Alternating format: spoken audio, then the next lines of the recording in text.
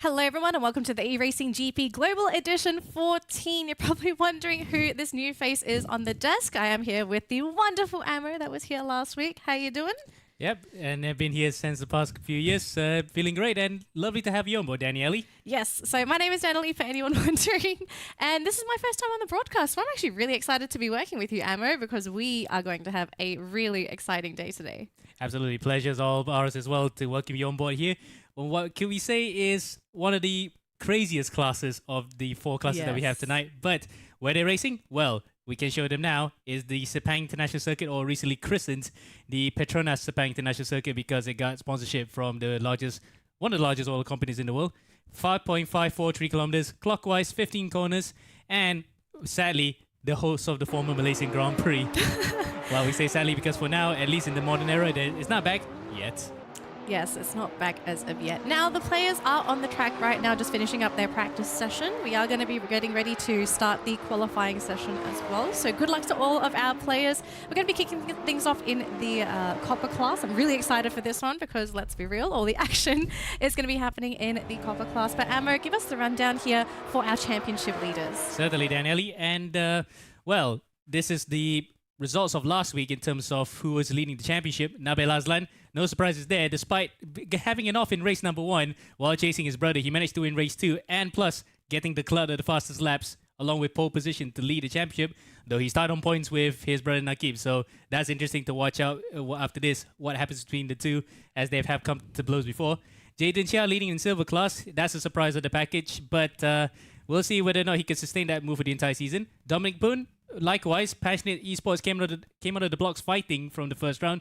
They really have their sights set on winning the championship. And Azib Shami, the Toyota Campus Tour from the GT Cup Malaysia last year, leading the way in copper. So that's a good segue to the copper class. And pretty much a wide open affair because, of course, after the first round, it's always anybody's game. But you can see a bit of a championship pack forming with Azib Shami Mokhtar just 3 points ahead of we were talking this off the air, Danny. Mm-hmm. A 9-year-old or 8-year-old, I might get the age wrong, sorry there, Jay, his father, but a single-digit driver who's really upsetting the apple cart and he might be aiming for a championship. Well, Ammo, I want to sort of talk about this. This is the fact that this boy is able to race at such a caliber at 9 years old. Can you imagine how he's going to drive when he actually hits the double digits in age? Because we're still in the single digits here. Yes. So if he hits maturity really fast in his racing brain, then we're looking at a real barnstormer when he comes around in future seasons. All right, so let's take a look at the team standings as well, just to see where everyone is currently on that leaderboard. Ammo, sort of take us away and tell us the storyline that's kind of happening here with the Team Cup. It's pretty much like the story of the previous seasons where Stratos came out of the doors fighting. We had a few other teams fight behind them. But the real surprise right now is second place is the Academy team, where it's made out of drivers who just have come into sim racing at a very rookie level. And yet they're managing to score a lot of points, so they're up there. I'll be surprised to see if they can maintain the momentum coming into the future rounds after this. Third place, Passionate Sim Racing. We saw them just now, how they kind of dominated round 1 in bronze. So again, another team to watch out for. All right, moving on to the Nations Cup here, and I think for all of our Malaysian viewers, going to be feeling a lot of national pride here, leading the charts with 235 points. Singapore in second place with 79, followed by Indonesia with 75. I mean, Ammo, do you think there's a possibility that we might maybe see a last-minute catch-up? We'll wait and see first, but you can see second, third, and fourth just separated by 9 points. So you can tell that the representatives from each country have sent their best boys and girls, some of them have been up before, to and uphold the honor of their nation. So it's just like A1GP back in the day for the prior nations, and you just drive your heart out. So for the time being, at least, Malaysia lead the way. They're the first country to hit triple digits, but make no mistake, there might be some, as you said, cats among the pigeons. Oh, I never say cats among the pigeons, but I love that. All right, so for everyone tuning in, welcome to the broadcast. We're just about to kick things off here with the qualifying session. Now, Ammo, do you sort of have any predictions on who do you think are going to be the leaders for this race? Because we are going to be on Sepang. It's a very different track compared to Hockenheim that we had last week. How about any tough corners that the players are going to have to watch out for? Yeah, we're looking at the track map in one of our other screens. I would always say that turn 9, which is, it has a name by the way. Most Malaysians probably don't even know that Sepang has corner names, but Berjaya Tioman corner turn 9 we always refer to. It's a heavy braking zone. It has a bit of a slope that comes into it. You might lose control if you brake a bit late and smack it to the side of another car. So that might be, well, we can call it a shooter term, a choke point. A choke point. Maybe a time for the players to sort of square up a little bit. But we are going to be going into the copper class first, and I think everyone agrees this is the most unpredictable class out of all the classes.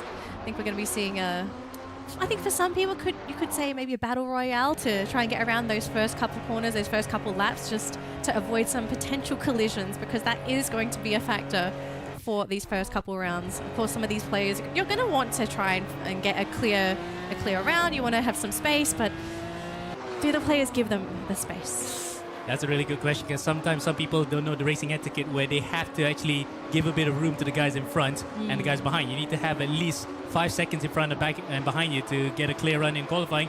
But that's not always the case, Danny, because you can see here right now, early doors that people come out of the pits. We see them, they're close to each other. Look, like Mark Angelo Basilio here, he's already among the gaggle of cars coming out of the pits. That's not ideal. I'm trying to pick out any driver who's actually cleared through the pack, and it looks as though everyone has actually come out around the same time. And, well, it's going to be an argy-bargy qualifying session now, I would say. Oh, goodness. Right now it's pretty clean across the board, so thankfully we are going to be starting off pretty smoothly, but we might be starting to see some action pretty soon from these races. Yeah, I think this is going to be a wonderful day of racing, a very different track for some of these players as well. A lot of corners you have to worry about, it's not so much focus on speed on this track, right? You're more focusing on trying to hit those corners as cleanly as possible. Absolutely, because when you tie in the apex together, especially through just now corners 7 and 8, the KLIA corners, you can actually set yourself well up, coming up to turn 9 here. Then coming up to the third sector, you really want to get these corners out of the way quickly as possible, because it's a bit of a theory that I like to call the straight line theory. The straight line theory. Because you imagine the circuit as a straight line. The corners are just some way in an inconvenience. You want to get across the entire circuit as fast as possible. As fast as possible. Without being in the corners too much. And judging by the looks of it, one driver has ended up onto the grass there, Iqbal Kurniawan, and has muddled up Azib Shami Mokhtar, the early championship leader in copper. Losing a little bit of speed there, unfortunate, but looking to get some recovery in, maybe hoping to get some of those tighter corners further on the board. But we are moving in here, Ammo. Yep. Pretty clean. Nothing, not too crazy. I was kind of expecting a little bit of craziness to start off today. Yeah, but in terms of the craziness, it has happened so far with the drivers like that. Oh! That's very close from Iqbal, and just as we said it, somebody nearly whacks into the back of Azib Shami, and he goes into the gravel trap. Azib gives way to Rifki to start his lap, but... like a little too soon there. Oh, I hope it's not foreshadowing what's to come, though. Oh, maybe I should... Maybe enroll in being a fortune teller. we have a bit of a running theme in this championship where we have the caster's curse. Or the commentator's curse, where something might happen just as we said it. And we were just talking about it just now, how Azib was so lucky to get away with that one. But we're on board here with Azib Shami, championship leader for a lap around the Sepang International Circuit. He's already gone through the first couple of corners quite cleanly. Right now, he's got some traffic in front, but if he could get it up to the slipstream where the car gets sucked in through the air of another car, that could gain you some speed, that'd be great. But then once you come up to a corner like this, where it's too close. You can feel it yourself, right, Daddy? Where the cars in front are just a distraction. Yeah, it's a distraction. Sometimes you can't afford to focus on your opponent in front of you. But let's see if we can see any kind of movement from our racers today. Just trying to get those clean corners. As you said, Ammo, following that slipstream. Oh, a couple of players coming into the grass. They're going to lose a little bit of speed. Not too bad, though. Yeah, so far so good. And in fact, that by the looks of it, everyone has settled themselves into a rhythm for qualifying. And they only have 2 laps at least, because it's only a 5-minute session. So if you were to stuff it up on your out lap, you only have 1 time lap to go through. And even then, you'd be lucky to actually make it to the start-finish line just in time before the time runs out. You're cutting it pretty close.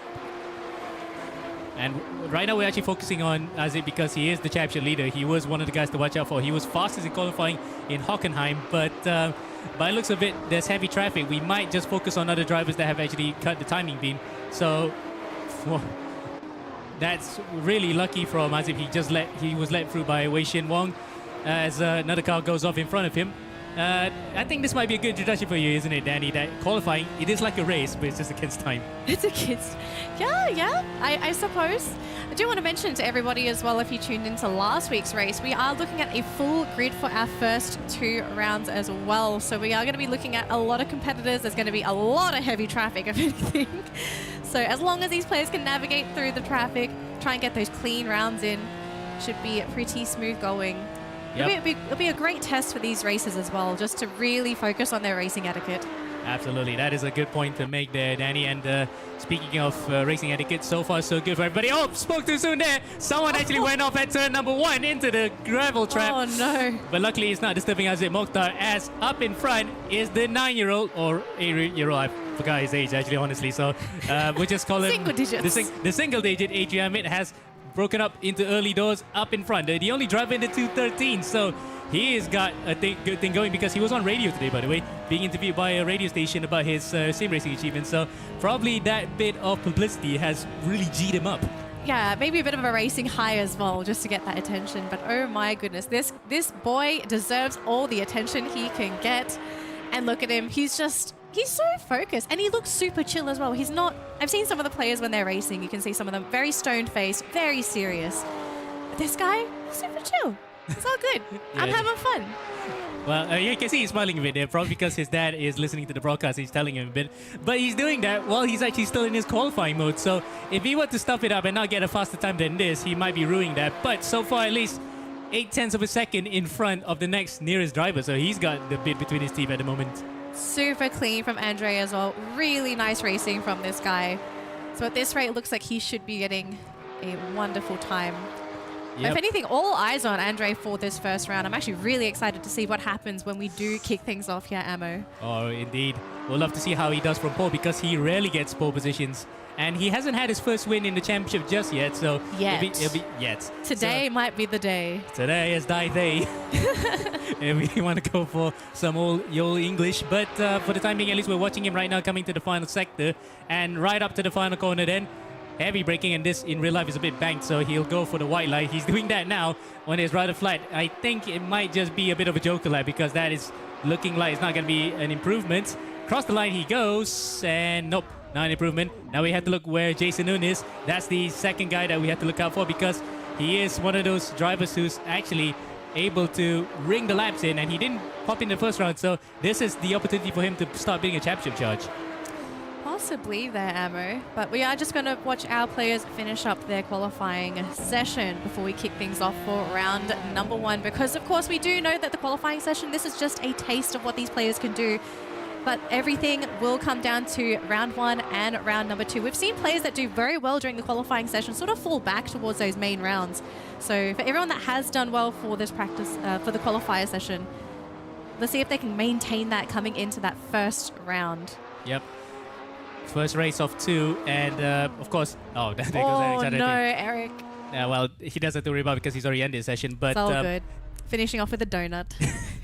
Well, let's hope he doesn't get a donut in the actual race, because no point for the race is not good for your championship charge. And that's a key point to note. If they're in the top 15 in the race in that first part, they're good to go. They get to score as many points as they are in race number 2. But conversely, if you were to finish in P10, you reverse the grid on its head for race number 2, you'll be on pole position. So at least you get a bit of a consolation out of it. So whatever it is, just try to stay within that top 15 to top 10 range, and you will be paid with big dividends. Yeah, ideally consistency is really key for these races, right? You want to be a consistent driver, ensure that you're always getting, sometimes you're not going to always get the top position, but middle of the pack, top of the pack, I think that's a really good goal for some of these races, to start off when they are coming into the copper class, working their way up to eventually get into bronze. But it looks like we are almost ready to go, ladies and gentlemen. Round 1 for the copper class. We'll see if it's going to be our usual leaders in this race to lead the way, or if we could be seeing a surprise factor, because of course, as usual, we do change maps every week, and maybe someone out there is a Sepang specialist. Indeed, and the fact that when you say Sepang specialist, I'm looking at the timing sheets right now.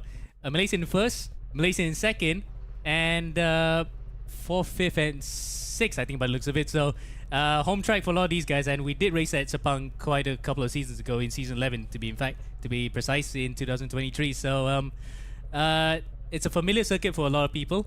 They have raced there countless times, and now we're gonna do it all over again because it is a circuit that can house so many cars. Exactly. And for the Malaysian boys, it's time for them Home to shine. sweet home. Yeah, time to shine on home soil. Definitely. Definitely. But we could see a dark horse sort of come out of nowhere and just blaze the competition. But again, it's going to come down to skill from our drivers. Can they hit those corners as tightly as possible? Can they have a clean round? And sometimes I do think you need a little bit of luck, just hoping that no one gives you a bit of a bump along the way. Yes, and that's the key point to note. When you say bump, turn Just one. yeah, turn one bump, mate. It might be a little bit bigger than a tiny bump. It's a Yes. bit bigger than that. And I did mention just now turn 9 being a big choke point.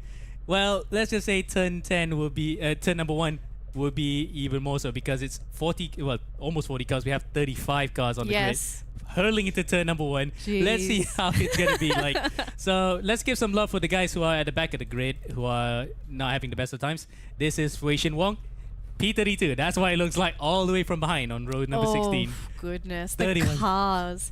I mean, to be fair, you know, for all the Malaysian residents, this is just another day during peak hour traffic. Oh, yes. Yeah, we're all of us are racers at heart. Yes. Dodging all the traffic. Whether or not you're driving on the Elite or on the Federal Highway in Malaysia. Yes. It's just cars bumper to bumper everywhere. But traffic analogy aside, Danny, take it away for the start. All right, so our racers are ready to go. Ladies and gentlemen, this is round number 1 for the Copper class. Well, let's see who's going to be getting this first round of points. Our top 15 for round number 1, and then following up, we will be jumping into round number 2, which is going to be the top 10. And we are off, ladies and gentlemen, and Andre Amit is going to be leading the charge here for the round, but we could be seeing some changes. Of course, Ammo, this first corner, this is where the action's going to be. Yes, indeed, Danny coming out to turn number 1. Now look at that. Somebody goes on the inside. Raul Dev lunges one on the inside of Adrian Amit. Oh, Jason. Yes, and Jason gets the whole shot out of the way. So the no coffee, no cure driver takes the whole shot, leads in front of Eric Chandra. Raul Dev in third. By Nick on the outside there, with Adrian Amit being swarmed by the field. So not the best of starts from pole position from Adri, but he will look to recover in the race, Danny. Yep, it's still very early in the race. Plenty of opportunities to make that recovery, and also plenty of opportunities for the opponents to possibly have some of those slip-ups as well. It's not just your personal skill, but capitalizing on those openings that your opponents create.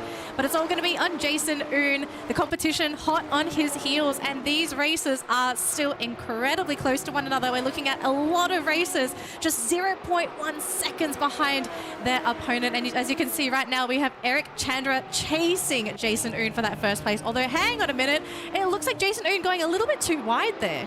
Yep, he got pressure completely coming into turn 7 and 8.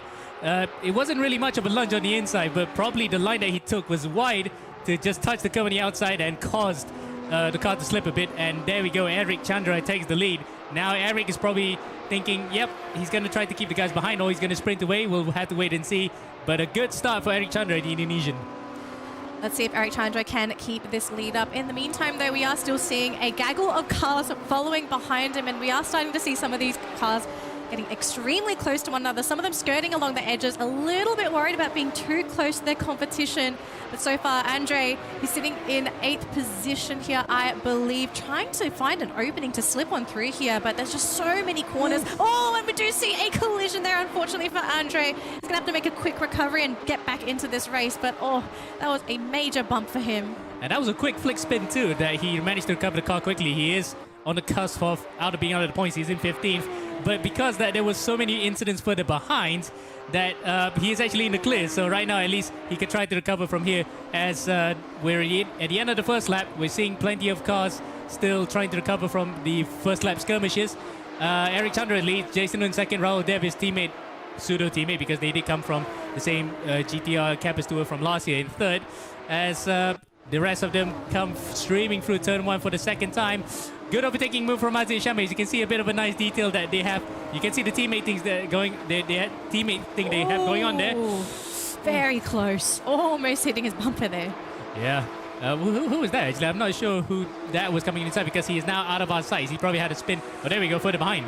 That might have been Nirosh Yeshin for the Ceylon Motorsports Club team from Sri Lanka. He tried to dive on the inside of Azib, but unfortunately no way through. And was about to go on about the side of the car. We saw it during the outtake that they have a livery thing going on. There it is. There we go. Beautiful decals. I love seeing the creativity from these players when they do get those cars all decked up for the competition.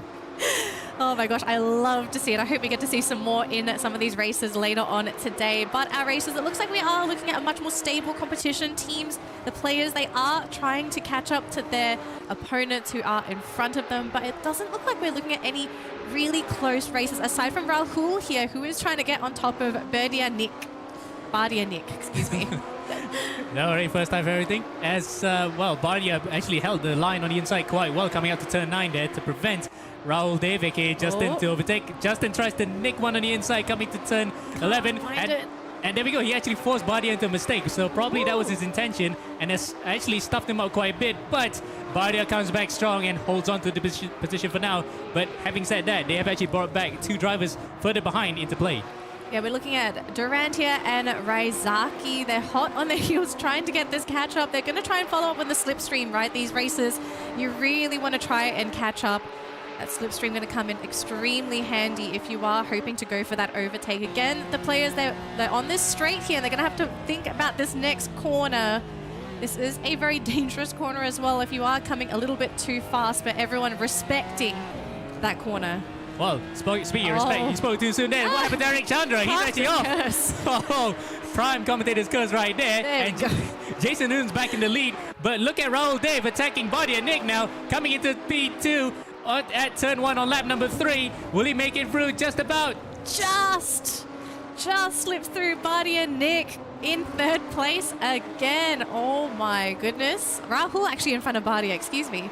Yep. In 2nd place now. Now the question I have here is, can anyone chase up to Jason? Because Jason is 2.5 seconds in front of Rahul here. And with Bardia Nick as well, where he could be in contention of maybe losing that 1st place. But this is also assuming that he also makes a couple of mishaps on those corners. So far been pretty clean for Jason, but anything can happen here. Yeah, but we already saw that he made a mistake on the opening lap where he was leading, but then ran it a bit wide through 7 and 8. That allowed that time Eric Chandra to come through. Oh, somebody goes off. Somebody went full Back to the Future right there. It was a full DeLorean, and I'm not sure who's that. That might have been Duran, or it could have been another driver that went off back there, but that's the end of his race because internet connection fell through. Oh, unfortunate. Sometimes you just got to be a little bit worried there about your internet connection. It can be an important factor, especially when you're racing so close to a lot of the other races. Everyone having to watch out for you, but also you having to watch out for them. Oh, Bardia, a couple of clips there, a little bit scary for some of our spectators. But Jason Oon actually losing 1st place here. Rahul slipping away in 1st place. Oh no, what's happened with Jason here? Oh, hang on a minute. That's a 2nd mistake in the very same race. And once again, he was in the lead, but he actually just dropped it out of nowhere. Probably turn 9, because we did say it was a choke point. But because only if a lot of cars come through, that becomes a choke point. But this one, it's a driving mistake that allowed Rahul to get out to the back of him. So a 2.5 second lead has been all but evaporated. And we also have Bardia Nick also hot on Jason's heels, so he might even lose his place in 2nd place here. Jason got to be really careful, especially going around those corners. That seems to be an issue Jason has, especially on this track. Yep. And for Bardia, oh, there goes Jason. Again. Jason in fact, he's actually going into the pit lane this time around. So Jason actually is going to the pit lane. Might be for, oh no, what is happening? That might be for a penalty, I presume. And he's gone through everywhere. Well, let's just leave him at that. Unfortunately, that looked so promising at one point has all gone to smithereens. Oh, very unfortunate there for Jason Oon. He's going to have to work really hard to recover for the remainder of this round. But Bardia Nick is now in. Oh, hang on a minute. Bardia Nick has gone through the map. Oh, we might be having a slight technical issue here, ladies and gentlemen. We do want to apologize for this. Yep. We will try and get this sorted as quickly as possible. So we might need to go for a short break here as we suss out everything behind the scenes. So no, in fact, we'll keep on going with this. But, oh, that is disastrous for some of these guys who are actually in a good position. Now we're back in it. There we go. Now we're back. And for now, Bardia Nick's actually, we thought he was in the lead. He's now in 2nd. So much has changed, but so much has still stayed the same. Just skipping into the future here, ladies and gentlemen. Although we are not done with the racing so far, Rahul's still in the lead, and now Bardia Nick hot on his heels, looking to take that 1st place away. This man has worked so hard this round, hopefully he can get that first place. But again, also for Rahul, big respects to this man. He has had a very fantastic race as well. Not too many mistakes from him around these corners so far. But Durant also trying to work on catching up to Bardia here. Yeah, I'm doing this gesture out of camera because like, oh, don't jinx it. We might... No, not saying anything. Not saying anything. It's all good. But it might just be vindication for him because he has been toiling so much for the past couple of seasons. Especially not like that. This might be us. It might not be them. We are seeing the cars flying all over the place. I'm not sure what's going on here, folks. Look at that. When this thing hits 88... Oh, goodness. Well, that might just be the end of that one because we got so many cars out of the way. And look, we're actually flying this. Flying to the next track for next week. Oh, goodness. Well, I think we might just have to call it for now. Or is it everybody still on track? We're still under the track here. Not quite on the track. All right, we're going to see what's happening here, folks. Going to try and get this sorted. We do want to apologize for the slight technical mishap, but we also want to say thank you for sticking around with us because I think we're having a great start for the day, especially with the copper class. Look, I did say I was excited because a lot of unpredictable things happen, but this was not on the agenda for unpredictable. That took the cake. Exactly. That literally took the cake on that one. But yeah, we'll go for a short break and we'll be right back and hopefully everything is sussed out.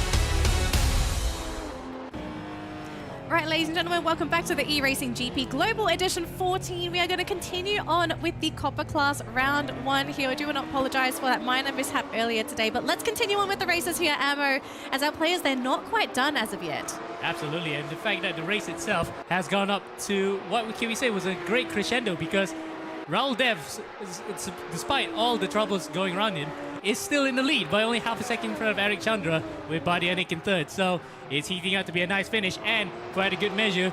Azif Shami, the current championship leader, is right up there too. Yep.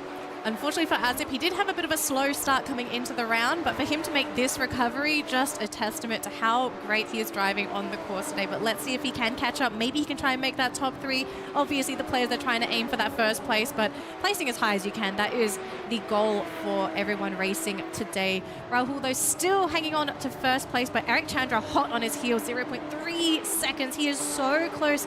All it takes is just that one opening around any corner for Eric to maybe slip on through and swipe that first place away, but it doesn't look like it's going to be this one here. Rahul going to stay in first for now. Indeed, and we've been knocking a lot of wood that hopefully that he stays up in front, and so far he has, but Eric Chandra is probably going to spoil that particular party if he could get by. Only one more lap to go after this because it's now 2 minutes, so it takes about 2 minutes and 14 seconds for these cars to get around. Eric Chandra then is hot on the heels of Rahul Dev, but Rahul Dev is clinging on to what would be, in his life right now, a very famous win. It's also pretty stressful to be driving in the lead as well, right? With someone so close behind you, you have to be worried about where they're coming from. Obviously, racing etiquette as well. You don't want to be the one to initiate contact. So it's going to be very, very stressful for Rahul. But if he can keep his composure, just focus on the race, he should be okay. We are seeing some races in 3rd and 4th place here. We've got Bardia, Nick on the screen right now, still chasing down. I mean, we've seen stories of racers just slipping on through from 3rd, even 4th, to swiping away that 1st place because the first 2 races are busy dealing with each other. Absolutely, because once everyone starts fighting, drivers further behind can actually get up close. So that's a very good observation there, actually. And it's the same case here. We've seen quite a few drivers actually come a cropper because of them battling each other a bit too hard. So right now, with 2 different battle packs, we might not see the same case, as we're on the final lap. Eric Chandra is right behind Rahul Dev, and Rahul is probably sweating through his gloves right now. This man's sweating bullets. I can feel it. Trying to hang on to 1st place. And Keep it composed, Rahul. Keep it composed. But we also need to be wary of some of the other racers in the back as well. We are still seeing a bit of a race here between Bardia, Nick, and Azib, although it seems like Bardia has managed to shake off Azib from 4th place. So Bardia looking a little bit safer in 3rd place. Anything goes. Eric, though, still sitting hot on Rahul's heels, not wanting to give away a potential 1st place swipe. It has happened before. We are seeing in the backline zone 8th place, Andre trying to wrestle for 7th place from Ryan Musin. Can he find the angle to get past him, though? Yeah, this is a battle between an 8-year-old and a 14-year-old. So these 2 are future hot shots for sim racing scene, for the sim racing scene and real world scene in Malaysia. We have to focus on a few different battles here, so we'll wait until something happens in between, as Eric Chandra now at a primary overtaking spot in turn 9 still hasn't been able to get by Rahul Dev. Can't find that angle. Rahul just denying him any openings to just slip on through to swipe away that spot in 1st place. Rahul, he's keeping it calm, he's keeping it cool, but how much longer can he keep his composure? He's got to maintain those corners. Very clean so far. Yeah, swiper, swiper no swipey.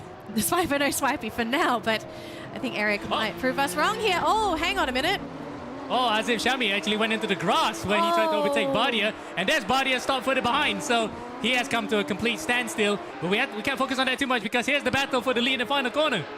And it looks like it might just be Rahul here. I don't believe Eric Chandra is going to find that opening, because Rahul has been so good at closing that front door. Eric is just stuck in 2nd place.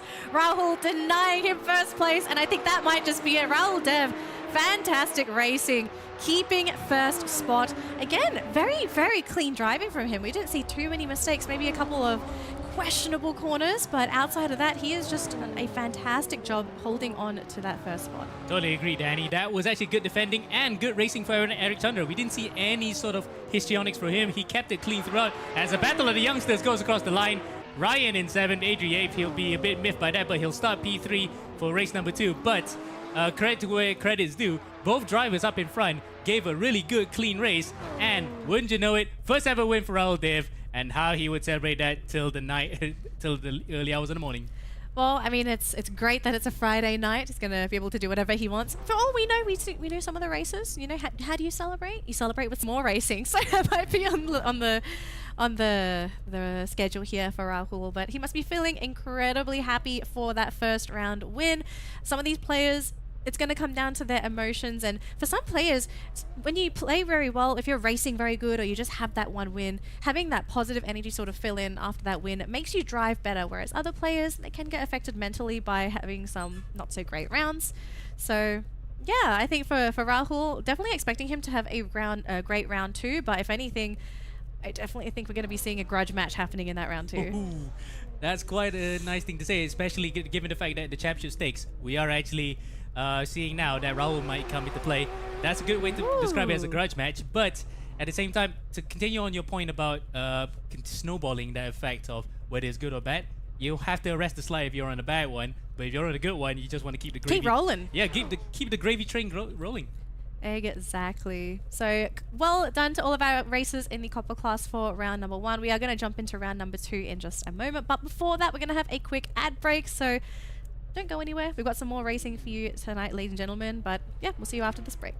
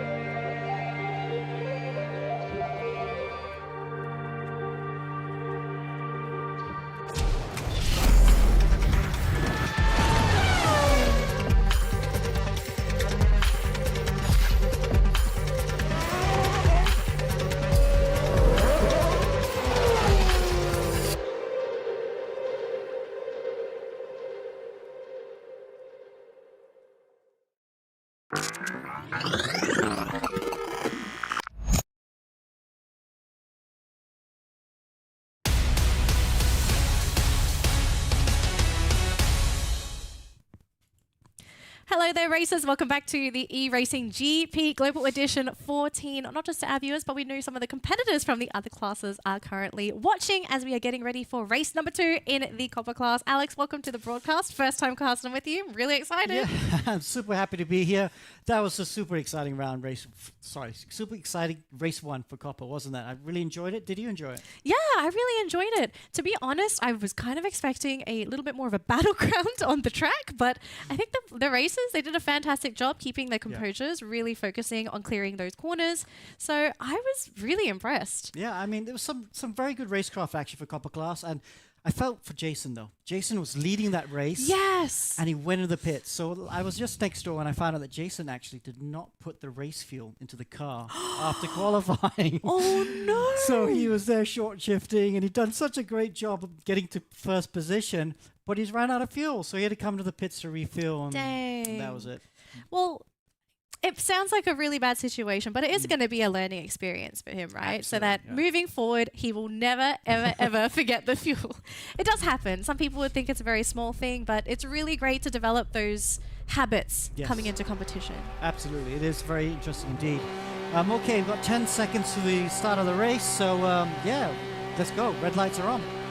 Let's go, Alex. Let's go, racers. It is race number 2 for the Copper class. Now, our racers are aiming for top 10 this round for those points. So let's see who's going to be off to a great start for our competition, or at least for race number 2 to end the day for the Copper class. And right now, it looks like Andre is actually going to be sitting in first place. But of course, we do have to watch that first corner, Alex. Yeah, it's absolutely weird. It's a reverse grid. And look at all the cars. We're riding and watching, actually, Rahul Dev, who won race 1. He starts P10 now in this reverse grid race. Oh, and there's always going to be a bit of carnage that just misses that as they sort themselves out. They do sort themselves out, and it looks like the pack is starting to spread on out, and our racers are going to settle into their positions as they get ready for the next corner. So far, Andreas really off to a great start. He did fall down a little bit on race number 1, but hopefully this isn't going to be the recovery, the bump that he needs to get back into this race. But Barty and Nick is actually in first place. Nope, fighting with Andrea. Yes, absolutely. We're watching the white car, the blank car with Adrian. I know he's got a livery, so something's happened with the livery there. But, oh yes, we're getting some issue with the ping at the moment. But Adrian at the moment in P3. Let's go back and see what's going on with the ping. Yes, apologies, guys. There seems to be an issue. We had it in the race 1 as well. We're just going to wait a sec, see if it sorts it out. Our ping is okay, but... some of the players are kind of flying to... Yes. Let's see if it cleans up. Wow, we had it just now, middle of race 1 as well. I think something's wrong with the internet, with the cables through the country as well, because I was on Max's just now. And at the same time, when we were having that issue, the Max's network went down as well. So something's going wrong with the ISPs, I think, collectively. Watching Zoom, though. They're fine on Zoom. Yeah, some of the drivers The players are coming back into this race, so I think we might be able to continue on with the race here, Nick. Absolutely. Alex? Yes. Look at Barty and Nick here. Yeah, it might be an issue with just the ISP in this area. Possibly, but it looks like we have seen a major shake-up on the race board as of now, because we are looking at Nirosh Yashan here in first place, followed by Ryan Musin. Yeah, Musin in third position. Looks like Adrian, I think that's Adrian's car, I'm not sure, is just holding off.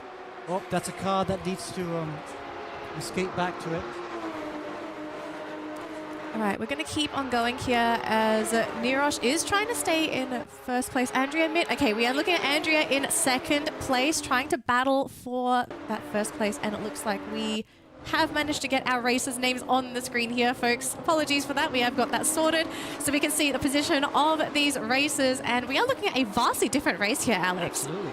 But Yashan here, there oh, he's coming under pressure from Adrian Amit, but Yashan from Sri Lanka there, just running wide through turn 3, didn't take the shortest distance, and that has allowed Adrian to come down the inside of turn 4. Adrian does it nicely. Will he run wide? No. Good clean overtake by the 9-year-old. Very sharp as well. My goodness. Such confidence to go around that corner, but here we go. Next corner, pretty smooth there for our racers. No one fallen off the course as of yet, and it looks like they've managed to successfully stay on track here, Alex. Yeah, so Adrian there, making a classic mistake of some beginners. He does the good move, and then he makes 2 mistakes in a row. Made a mistake going to 5 and then into 6 as well, and that's allowed Yeshan to come back in.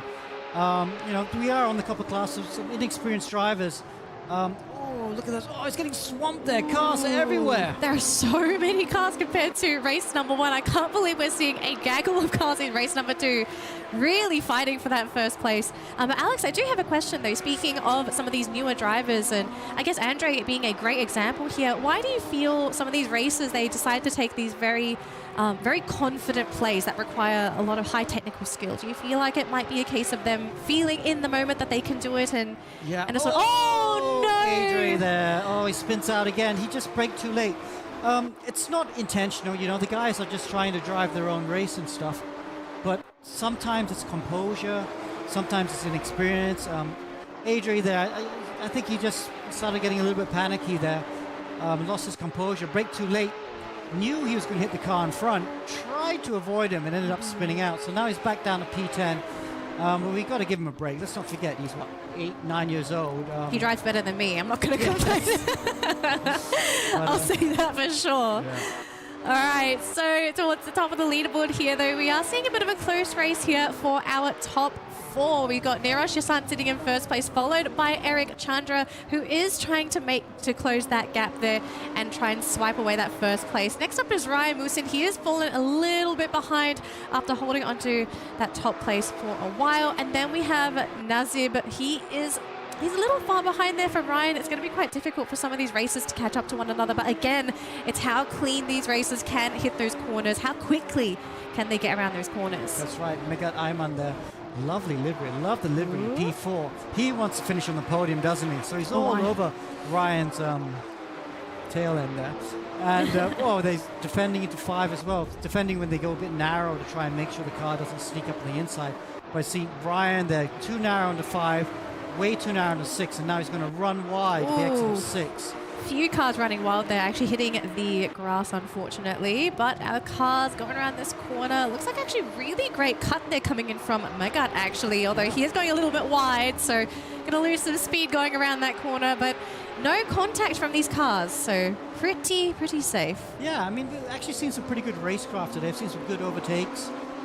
Drivers getting very close. Actually, drivers trying... Oh no! Spoke to some... Might have cast his curse there, unfortunately. Yes. Oh dear. Oh, bit of a bump there. Oh, looks like Megat's losing a lot of control, and he's decided he's going to fly to Hogwarts. Okay, so oh looks dear. like the ping looks okay on my computer, but we've just lost a little bit there. Comes back. We are back here, yes. Very interesting night of racing here, Alex. Yeah. Oh, Ryan, they're getting a good exit out of turn 14. He had a really good exit, but I think he missed his shift. And that meant that he didn't really get the drive down the straight. So right on board with him right now, and you can see he's got Yeshan in his sights. You got to try and line up the car in front. You know, when you're following a car like this, he's in actually a really good scenario here, Ryan, because he's got no one behind him, so he's under no pressure. So he just needs to focus on the car in front, and you've got to think about, okay, how am I going to take the move here? How can I pressure him to a mistake? Like coming into turn 1 right now, he's not really close enough to put a bit of pressure, but he can just focus on getting the corner right, so he can just try and get a bit closer. And it's actually there. Oh, that might be almost very close though, Ryan. He's trying not to overstep bounds, and Yeshan, a bit of contact there, Alex. Yeah, so Yeshan made a mistake in turn 1. It's allowed Ryan to get really close here. But now Ryan needs to make the correct move here. He needs to make the correct decision, not make an unforced error. Because we saw on the lap before, he made mistakes at 5 and 6. Oh, he put some pressure, dives down the inside. Oh, he might have it here, and it looks like that's going to be the case here, Alex. Ryan slipping away into first place, and that's going to be up to Yeshan to close the gap and take that first place back. Okay, so great move by Ryan. Now the question is, can he have a couple of mistake-free turns?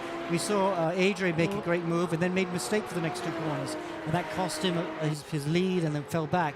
But Ryan, in the moment of that, see, there's that mistake that comes in. This is what happens with the beginners. Got to keep that mental composure, especially going around those corners. I can definitely see Ryan. He is skirting on those boundaries, and it can get a little bit dangerous as well if you start to lose that control. But it looks like it's hanging on here, Alex. Yep, it looks like it's hanging on. Helped a bit by Yeshan there running, not getting the exit he needs out of turn 9. So Ryan, you know, he's got a tiny bit of daylight between him and the car behind him, and he just needs to go, right, okay, let me just focus on getting the lines clean, hitting my marks, and he'll just pull away. Might pull away, or he might pull backwards. It has happened a couple times in some of these races for the past 2 weeks of racing. But Ryan has got to hang in there, managing to keep control of his vehicle. But Yashan still trying to figure out, okay, what is the plan moving forward? Can he pressure Ryan into making a mistake? Can he squeeze his way through one of these corners? Yeah, it's not done yet, is it? No, we're still halfway through. Yeah, Yashan had a couple good corners, helped by Ryan making a couple of mistakes.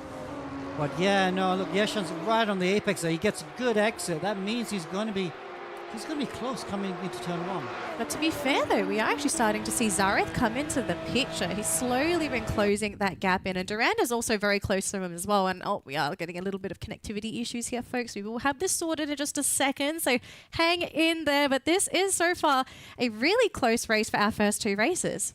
Yeah, it is. Close race. I'm sure we'll come back to it in a sec. I'm watching the Zoom links. The drivers aren't having issues, so I think it's just an issue with the area we're in at the moment. Oh, looks like we are slowly reconnecting back into the server. That's here, right, folks. Okay, so there we go. Just talked about it. This Zareth there in P3, but the battle for P1 is still heating up. Ah, wow. Good move by Ryan down the inside. Oh! Very, very close. A little bit of contact, but Ryan going to be sitting in first place. Unfortunate for Yashan, though. He was just trying to find that really small opening, hoping that the door wouldn't be shut in his face. And oh, we're going off track here again, folks. So I do believe we are again going to have some technical issues, but the racers are still on the track. They're still racing. This is a problem on our side. We are hoping to get this sorted. Okay, let's just wait a second. Oh, we coming are into some flying cars. Let's watch some flying cars at the moment. At this rate, we've got to start a compilation of flying cars. Is this going to be a nice feature for the next version? It's going to start installing joysticks into the cockpit. Joysticks? Maybe there's going to be a flying leg to these races? Yeah. It's not just track anymore. Absolutely. Oh, okay, we're back on board with Adre right now. He's recovered up to 13th position. Scrappy first few laps, but trying to recover. It's not the way he wants to be. Was second in the championship coming into this round. But yeah, unfortunately, he's going to lose a few positions in the championship. At the front, though, Ryan Mushan is now back in the lead. And has got some daylight. So 3.5 minutes to go. I think Ryan's looking very good. We go a bit further down. In third position now is Duran. Yeah, Durand. Also a bit of a gap here between Yashan. So none of the racers here really in prime position to overtake, but we are still seeing some racers coming in as well. So Zareth and Rahul, these guys are coming back into this race with a vengeance. And one of the best ways to do that is to utilize that slipstream if they can get in there. Rahul trying to speed up, but it's going to come down to these corners, Alex. Can he hit these corners and close that gap? Okay, he's got to get a good exit out turn 2. Yep. There we go. Now. Oh. Ooh, that looks not bad, not bad. But Zareth also has a great exit out of turn 2, and he's not getting any closer. Not getting any closer. So not much movement here happening for our top 5 races, but in general, I think I do believe we have to talk about the top 10 because this is race number 2. So only the top 10 races here will be getting points. So as you can see on the screen right now, we've got Ryan Musin in first place, Niraj Jasan sitting in second, Durand in third, Zareth sitting in fourth, Rahul in fifth. Looks like we're going to be getting connectivity issues again. Eric Chandra sitting in sixth, and if nothing changes, we've got Mohammed in seventh, Megat in eighth, Jason Oon in 9th, and finally Andre in 10th. Yeah. Andre up in 10th position gets him back into the points. But yeah, let's see what happens. Hopefully come back. The main point is that the drivers we have on the Zoom cam are having no issues. Looking happy as a clam on my side. Okay. There is Nirosh Yeshen on. So that's him in second position, the Sri Lankan. Yes, so that's Yashan. So he's still running good. Top 5 are unchanged at the moment. Yeah, so far unchanged. Top 10, it doesn't look like we're seeing too many changes. No one able to really breach through that top 10. In 11th place, we have Fariza, who is trying to find their way to catch up to Andre, but with a 5-second distance between them, it's a bit of a stretch to potentially get that catch up unless something happens. Oh, we did see actually something happen. Rahul Dev is now in 4th position. Ryan Moosin is hanging on. Yeah, Ryan Moosin in P1. But Rahul Dev managed to overtake Zarif Adam there into P4. It's always curse of death. There he goes, runs wide. 2 laps remaining, I think. And it really actually has settled down quite a bit. Has settled down as of now. We're not really seeing too many changes on that leaderboard. Everyone just focusing on hitting those corners because we've seen a couple already. Some of these players, they lose control and they just spin out of position. Yeah. But there we go. Nice and clean corner here for Rahul. Maybe he could try and attempt an overtake here onto Zenith, but not quite close enough to slip on through. Bit of slipstream though. This is a long straight. Will he try and think about going down the inside? I think he's thinking about it, decides not to though. They actually mates, these two. They actually race together a lot. You can see they're running the same livery, the campus tour livery. It's quite funny actually. We've got Taj Ayman. Taj Ayman on the, there he is. I love the door. I love the decals. I think it's just got so much character to it. Oh boy. Oh, unfortunate there for Rahul to actually slip onto the turf. Hopefully can get that recovery off. But it looks like Yishan is attempting to go in for the attack here onto Ryan Moosin. 0.4 seconds from the leader. But again, it's going to come down to those clean corners. Oh, Yishan looks like he actually may be able to overtake Moosin, and that's going to be the case here. Niroj slipping on through into 1st place, but can he keep it? Because it was Yishan to begin with in 1st place. Then Ryan wrestled it back, and now it's back into the pocket here of Yishan. But is Ryan hungry enough to take it back? This battle of the Goliaths, this David and Goliath race happening in 1st place. Super intense. Oh, little close there. Ryan breaking just in time. But Yishan, the door's closed, Alex. Yes, The shop's not opened. You saw him outbreak himself in turn 9. Now he's in all sorts of trouble. Look, this is the final lap, actually. And there's Durand as well, right behind Ryan. Wow. He's going to see some last-minute diving by people. Ryan goes down the inside. Oh, not quite here. Looks like Yishan going to keep his place in 1st place. And that might just be it here, Alex. Wow, and Durand's going to take Mushan for 2nd position. That's the top 3. As they cross the finish line, race is done. Zarif Adam in 4th and Rahul Dev in 5th position. That is going to be it. And oh my goodness, I don't think anyone really expected Durand to slip on into 2nd place there. Ryan tried so hard to stay in top 2, but unfortunate that he sort of slipped away in that final moment. And again, it was something that we kind of talked about. I suppose I spoke to Ammo about this, especially in that final lap. People come out of nowhere and you just don't expect it because they haven't even pressured you for the entirety of the race until then. Well, I mean, that's what we're trying to do, I think, with the racing. Short races, throw in a reverse grid racing race. So there's always excitement throughout the race. Yeah. I mean, we had a little bit of a lull in the middle of the race, but that tends to happen with eRacing GP. We get very exciting in the beginning, a little bit of a lull in the middle, and then it gets really exciting at the end. You know, drivers trying harder, maybe getting more desperate. So we see some interesting moves just at the end, though. Yeah. High risk, high reward. Absolutely. And also high risk and high disaster. It does happen every now and again. But sometimes you got to go for those daring moves, especially if you're in it to win it, right? Absolutely. Yeah. So I'm not sure we can get anyone on Zoom. We don't have anyone on Zoom at the moment to do a quick interview. But yeah, no, some exciting racing for sure. You know, that's the copper class. And of course, we got more coming up. I mean, the bronze class. You're going to enjoy Yes. Oh, gosh. I am looking forward to the bronze class. But I don't think it's going to be me coming up next. I'm going to be on the sidelines. I'll be there with my popcorn watching all the action as you and Abo take off the first race for bronze class. Yep, that's right. I'll do the first race with you with Ammo for bronze class. And then you'll be reunited back with Ammo for race 2. Best friends forever. Yes, absolutely. Oh, goodness. But okay. good stuff there from the copper class. I'm kind of wondering with some of the races, because it was also a full grid for copper class for today. Yeah. Were there any races that you sort of felt outdid themselves for? I think Rahul Dev did a really good job. You know, You think Rahul so? showed speed before, but sometimes the racecraft let him down, but he did a really good job to win race 1. And I think he still finished 4th or 5th in race 2. So he'll get a good haul of points. Adrian obviously be disappointed with that. You know, he had pole position. I mean, I think, what did he do? 13.8, which is super quick for Copper for get pole position. Yeah. He'll be disappointed. But, you know, like he's 8, 9 years old. He'll be back. He's getting there. He's developing all the key mechanical skills. Absolutely. But yes, we're not done yet, right? I mean, No. Copper's done, and we'll be back for bronze class after this. Yep. Stick around. We'll see you after this break.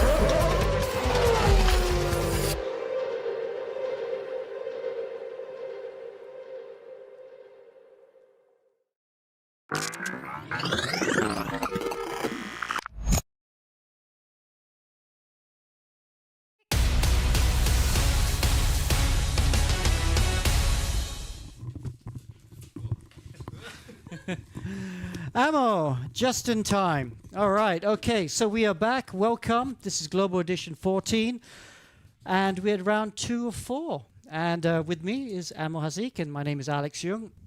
We've just had the copper class, which has been super exciting, and now we've got the bronze class. Let's have a look at the championship standings coming in today, and you can see Nabu Aslan, who's winning gold, Jaden Chia from Singapore leading silver, Dominic Poon, who's coming up now, is leading bronze class from Hong Kong.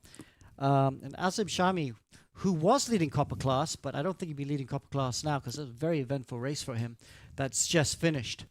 So you can see the standings now for bronze class. Dominic Poon there. Even Ryan there is quite good in second position. Felix Jung, Poon's teammate, also there up in third. So that's pretty decent as well from the Hong Kong guys. Bradley Martins in fourth. Arman Abdullah in fifth. Raja Amrul Sharakat in sixth. I know he's racing down the road, actually. He's trying to qualify for a GT7 race, so I know he's running to get onto his rigs. So hopefully we'll see him here as well. He's here, actually, yeah. He's arrived. Yeah, just made it in time. Alonso Marcus in seventh. Mikhail in eighth. Savi in ninth. And Amarul Afik in P10. Okay, on to practice. Almost qualifying.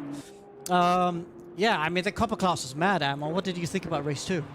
I think the second race was even worse than the first in terms of how crazy it was. Yeah. And I'm not talking worse about racing. I'm talking worse how crazy, how much insanity there was around there. It's you can't pinpoint who's gonna win the race, but in the end, it came to the wire for some of the drivers. And I saw Justin Raul Davis just now. Nearly had a double podium, but I think he'll walk away from this weekend a really happy chappy. Yeah, I think he improved loads. I was really impressed, actually, with the job he did. So it was really nice to see him do well. Academy driver, when he just started sim racing, what, 6 months ago? So coming along nicely. Now, of course, we've got the bronze class. Who are you looking forward to seeing today, Ammo? The passionate racing guys, Dominic Poon and Felix Young, who have, let's be honest, some of the best looking social media posts out there when it comes to promoting their team for ERGP. And they have two really fast guys who can do the business. And I want to call Dominic Poon Dominant Poon after this if he was to continue on from his very fast out of the blocks racing from the first round. The Dominator. Yes, let's see if he can earn that name. Obviously, if he's in the midfield for these next 2 races, we can't give him that monitor. But let's see if he can. Let's put some pressure on him. But you're right, the social media, the liveries are all looking good. We should have a championship for liveries, eh? Get the social media guys to be super happy. Yeah, they can put all the anime girls they want. Yes, I do. Actually, you know, I'm not the anime liveries when you guys do that. It's always fun to watch. Who's your favorite anime character? Well, you can imagine I look like a total weeb now, do I? Okay, yes. I couldn't even name one. Yes. Oh well. Bocce, Okay. Bocce from Bocce Draw, by the way. Okay. All right. So practice is over. We got a minute or so before we start qualifying. If you're new to eRacing GP, the drivers come in each class. They get half an hour to practice, feel the server conditions, then go straight to qualifying, which is happening now. Qualifying is 5 minutes, so there's a lot of pressure to get your lap done in 5 minutes. And of course, a lot of cars are out there. 30 cars, well, 38 cars for, with full grids for copper, full grids for bronze as well. So traffic's really an issue, isn't it? It's going to be a premium because we saw just now how even 30, 35, 36 cars can cause quite a lot of mayhem for copper. Bronze is going to be about the same case, so track position is going to be a premium. Yeah. And how does the pit line, the pit lane, how are you situating the pit lane? Is it first into the server? Think so. Some servers will apply that rule where you're first in it. Others are based on where you are located when you booked into the server. So if you're booked into the very first pit lane, you're going to get the first in line. Okay. So I'm not sure if that happens. But I know in ACC, first into the server gets the first box. And that's what I would be doing. If I was running these cars, I'd be like, as soon as the server's open, I'd be there with my button to try and get into the server as early as possible, because it is a big difference. I think the 5-minute qualifying, there's definitely an advantage to leave the pit lane right at the front, because then you've got some clear track. I mean, if you're at the back, what do you do? I mean, yeah, you just got to try and find a gap somehow. Absolutely, and it becomes quite a daunting task, because when you're really right at the back, you only have one opportunity to make it, even if you're within the 2 minutes and 3 seconds that we have here for qualifying for, one lap around Sepang, 2 minutes 3 seconds. If you can make it there, pressure's on you to actually get that 1 lap right. Yeah, and there are some actually really good drivers in bronze. Sometimes we get drivers who are actually top notch but haven't raced for years, and they're like, okay, can we go to bronze? And we're like, yeah, okay, go to bronze. And so those sort of more experienced drivers, if you can, you can do it in 1 lap. Maybe if you're not at the front of the queue, it's better to just wait. And wait till everyone goes and just find a gap. But because you're waiting, you can only perhaps get 1 lap instead of 2. Yeah, you can try to be like Sebastian Vettel circa 2011, where he could leave it to the very last lap or very last minute quality. He could just pull it out of the bag. But again, pressure's on. The cars in front of you are also your targets, and you do not want to stuff up that 1 lap that you have in the session. Then you end up at the back, as we look at Luke Morales. And I was pointing this guy in particular because that Morales surname was the toast of Malaysia after last night, wasn't it, against Korea? So not a Malaysian Morales, but it's nice to see a Morales name in you. Yeah, but Morales did a great job there. He did exactly what he should do. He was way down in the pit lane, right at the back, but as soon as the light went green, he was gone. So he actually might have recovered into a good position in this 5-minute qualifying. So, he might actually get a chance of getting some clear traffic. Indeed, and we're looking at some of the other cars, for example, like Marcus Lacambra here. He's way at the back, and he's in a gaggle of cars, so it's going to be a problem for him to find some clear space in qualifying, or otherwise he'll have to go for the nuclear option, go right to the back, let everybody through, and just see them go by. Yeah, absolutely. It is tough, though, isn't it? I mean, I've tried to do that before in qualifying. You just wait, go, right, I'm going to miss a lap, I don't care, but I'm going to try and make sure I get clear traffic. And then you start your lap, and some other cars had issues, and it comes up right in front of you, and then you get that 1 lap is ruined. And there's a case in point. The guy that we are actually betting to do the business actually is leaving it to the very last second possible to get back on track. And Dominic Poon might just nick in at least 1, maybe 2 laps in qualifying, but he's already on the back foot here by setting himself up for a very tense final lap in qualifying. Okay, so we should definitely come back to him when he starts his lap, because he'll only get 1 lap, I think. Maybe 2, I'm not really sure.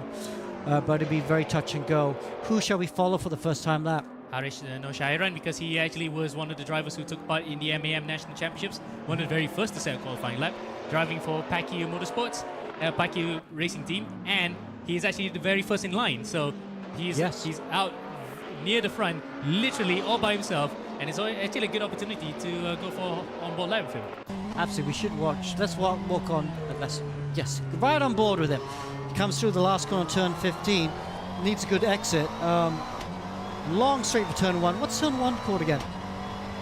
Bangkok Laut chicane. Kuala Lumpur straight is the straight. I'm never going to remember these names. I'm going to go with the turn numbers. You have to go with the numbers, yeah. Okay, turn 1, you're going to try and V it. So you kind of brake and kind of dive to the apex a bit. This first apex is kind of like a false apex.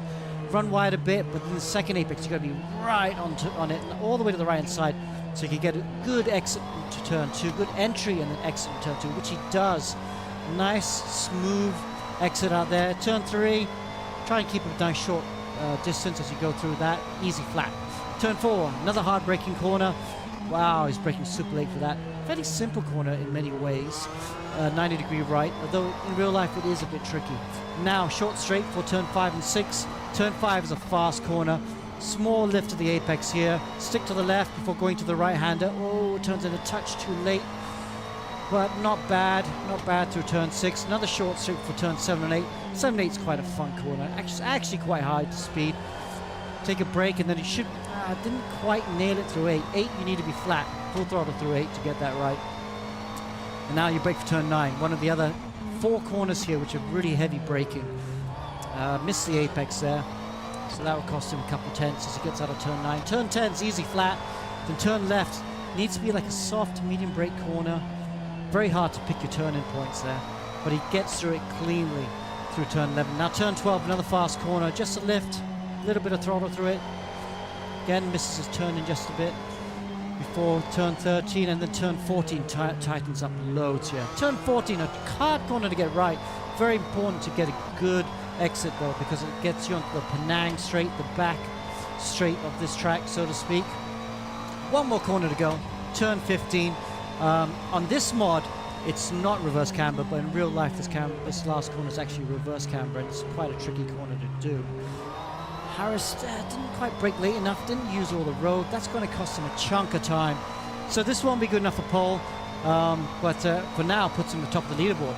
Yeah, 2:04.5 is not a bad time by any stretch of imagination. In fact, it's close to the target times of 2:03s that we're looking out for. But some of the other Dominator. Yeah.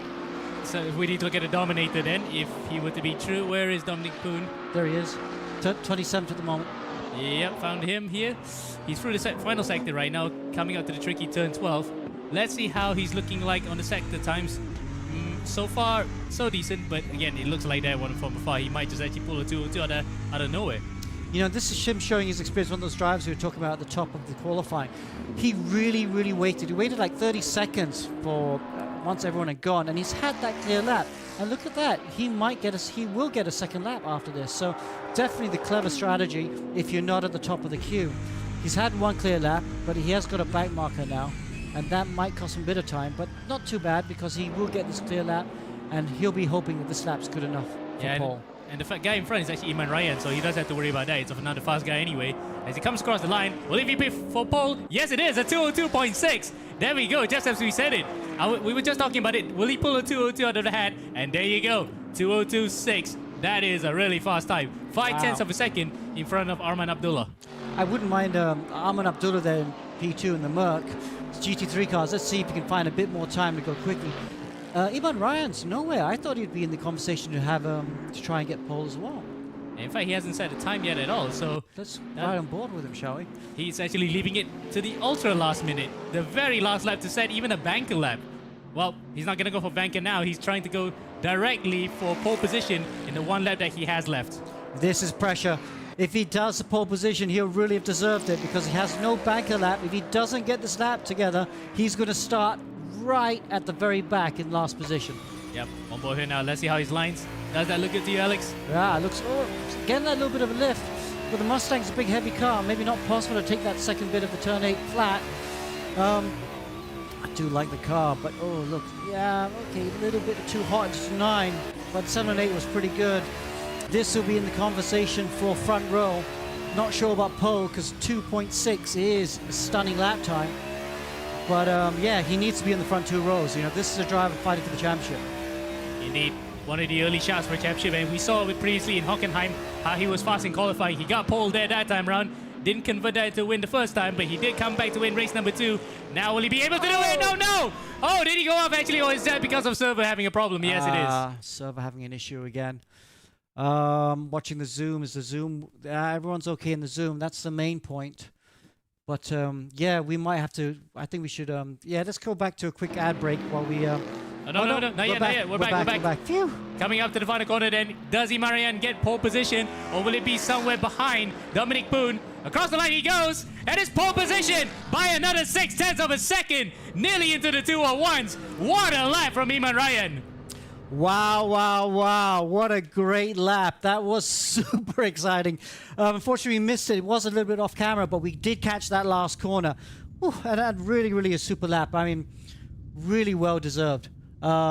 Pressure on, because if he'd made a mistake there, he really would have started last in 34th position. So from 34th to pole, great job. Oh, he kept his powder really, really dry towards the end. That is some way to calling it the lap of the gods. Yeah, yeah. And in the lovely Mustang car as well. So good job there. This is the bronze class, guys. We've just had qualifying, and we got the championship contenders right at the front. So it is going to be an exciting race for sure. A lot, you know, lots riding on these next 2 races. Yep, and for some of the early championship contenders, this might be a good way to just make hay while the sun shine and build on the early advantage. While some of the other guys that probably missed the first round or had a bad first round, they will try to come back here and rebuild in the second round, because from here on out, it's just trying to keep their bum clean. Absolutely. Definitely. Oh, I could say so many things right now, but I won't. All right. So just yep, the qualifying is done. There another couple more minutes while they line up on the grid. Now these GT3 cars, Amo, do you have a favorite of the cars, or pretty much like them all? Well, anything to do with Ferrari, I will just say no. I wouldn't say no to that. I will drive the 296, the 488, or any of the previous generations. But in terms of overall drivability, it's got to be some cars like the Mercedes with its very predictable handling, or something like the Mustang where it has a really big meaty grunt. All right, so we just refresh the server as we try and get back into the server. We might just miss the start of the race, but we're just trying to get back in. Okay, the server's giving us a few issues here in our broadcast studio at the moment, but looking at the Zoom, no one's panicking on Zoom yet, but I don't think the race has started either. Just bear with us, guys. Yeah, working out the kinks, but it looks as though this might be an issue with the game, to be honest. All right. So while Amo tries to figure that out, this is the bronze class, GT3 cars all around. Great fun cars to drive. Always have a lot of interesting things to play with. Traction control, ABS. And even though they are big, heavy cars, especially when you compare them to single-seaters, they are quite nimble. High downforce, plenty of downforce. Makes driving the car a lot of fun to drive. Everyone here loves driving it. But yeah, we're back into the server now. Looks like everyone is on board still. Is everyone lining onto the race grid though? So far, by the looks of it, not yet, but we gotta wait and see whether or not the server will click over to the next session. Yeah, let's see if this happens. And if not, we'll go for a quick break and be back in a moment. But yeah, race control might have a busy day. Yeah. All right, guys, we're going to be back in just in a quick second while we try and sort this out.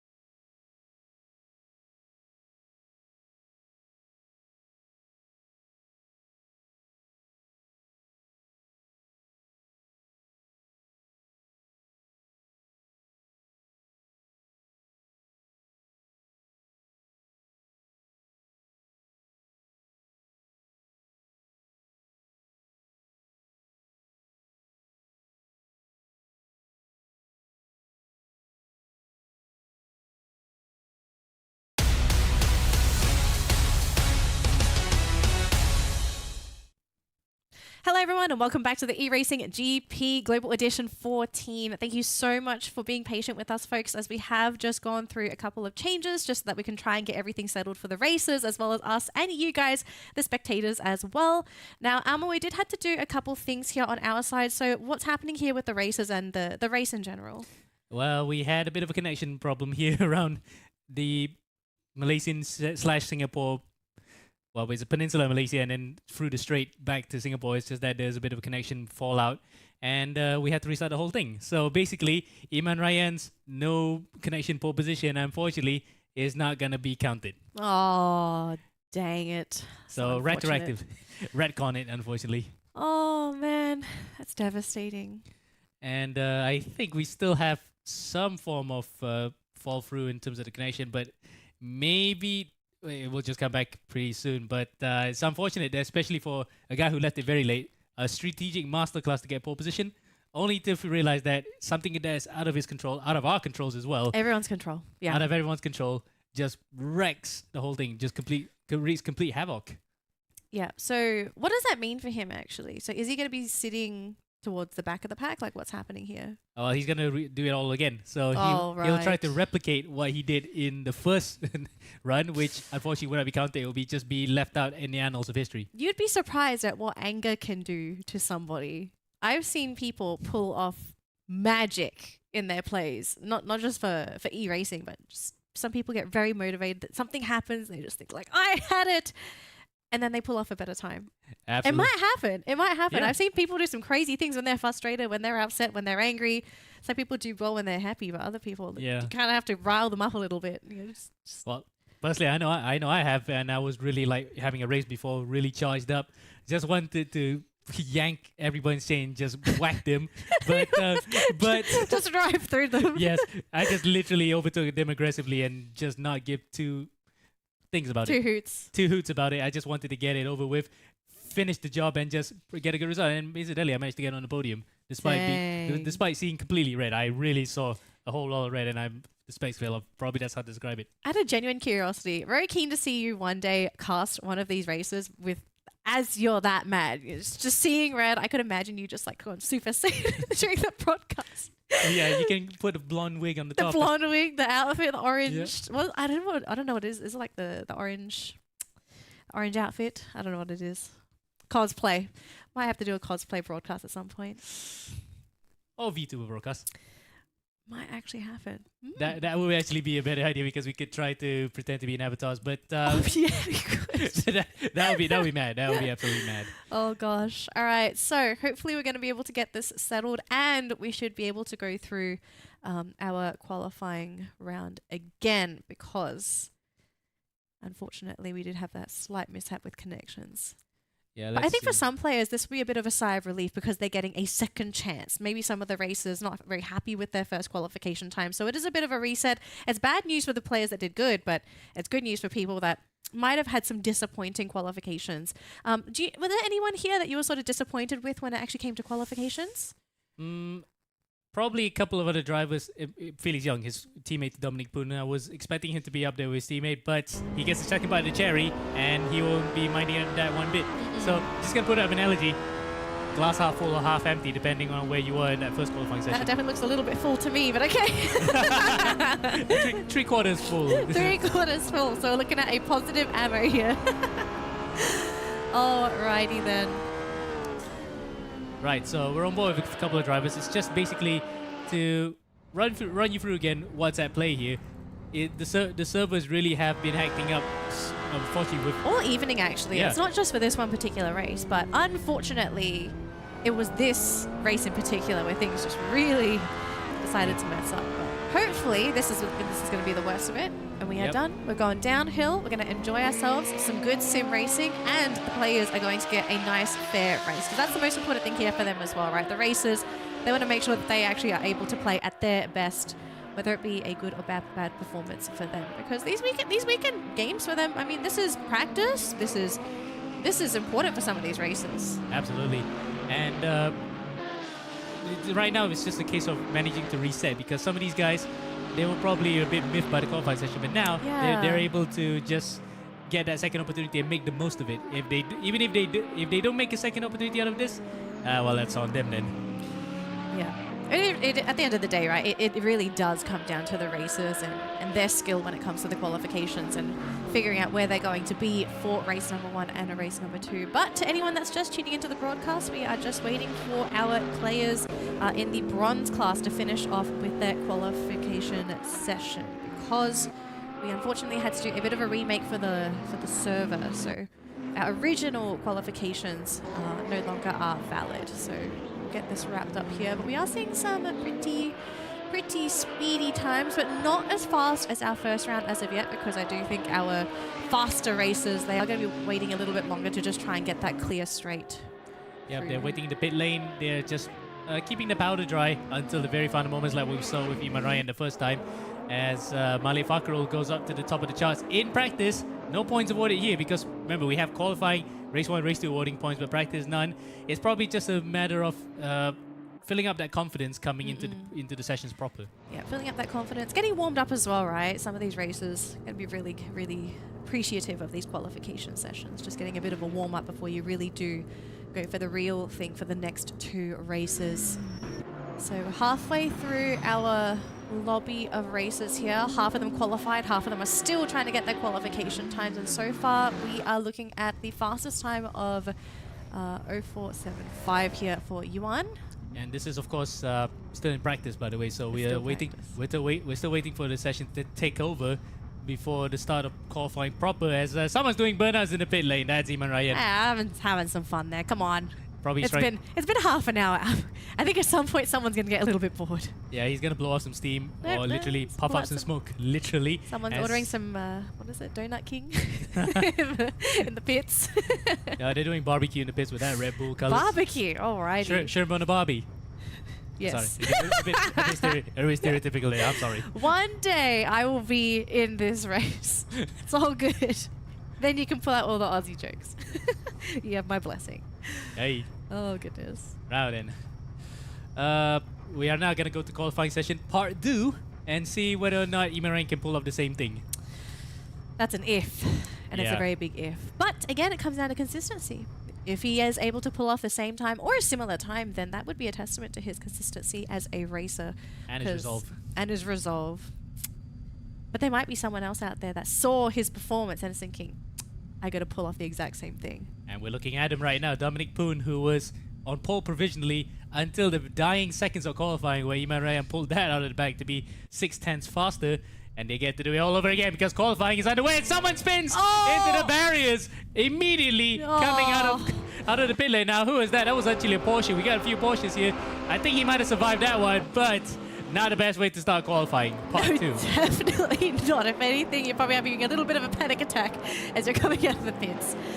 Alrighty, so qualification round for our racers. Again, the aim here is to get the fastest time possible, but for some of those that did start the race much earlier, we're seeing a lot of congestion up in there. But of course, some of the bigger racers, as always, Amo, waiting in the pits, waiting in the wings, waiting for their chance to really run at home, to really gun for that point. I'm kind of wondering if some of these racers, they also wait in the pits because they want to have that adrenaline. I know some people, they do tend to perform when they have that adrenaline, that feeling where you only have one chance. I know some people in that situation, they'd start to panic. They'd be thinking like, oh my gosh, I'm running out of time. But some players need that push, that adrenaline, where they're forced to play at their best because that is the only chance that they've got.